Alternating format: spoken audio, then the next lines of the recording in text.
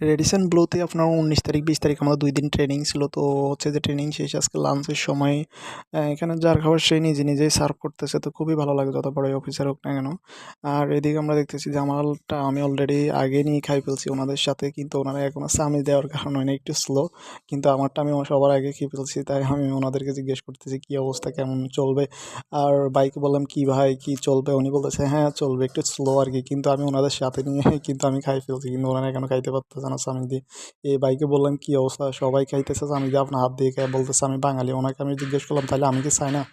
এদিকে হচ্ছে দুপুরের লাঞ্চ শেষে হচ্ছে যে মিক্সার ফুড, তারপর হচ্ছে যার যেটাই ভালো লাগে সে নিজে নিয়ে খেতে হবে। আপনার খাওয়ার যেমনটাই ভালো লাগে আপনার তেমনটাই নিতে পারবেন, কোনো সমস্যা নেই। তো এদিকে আসলে মিক্সার ফুডটা আমার খুবই ফেভারিট। সবথেকে এই যে মিক্সার ফুড দেখতেছেন, মিক্সার ফুড এখানে অনেক আইটেমের ফল। আমার কাছে খুবই ভালো লাগে, আমি কিন্তু অলরেডি এগুলা খুবই ফেভারিট। তো এইদিকে দেখতেছেন যে আপনার ওনারা এখনও খাচ্ছে, লাঞ্চ করতেছে। কিন্তু এইদিকে আমি লাঞ্চ করবো ওনাদের সাথে। অলরেডি আমি মিক্সার ফুড আর হচ্ছে যে আপনার পায়েসটা খাচ্ছি, কারণ আমার থেকে খুবই ভালো লাগে। তো এতটুকুই, সবাই ভালো থাকবেন, সুস্থ থাকবেন, আল্লাহ হাফেজ।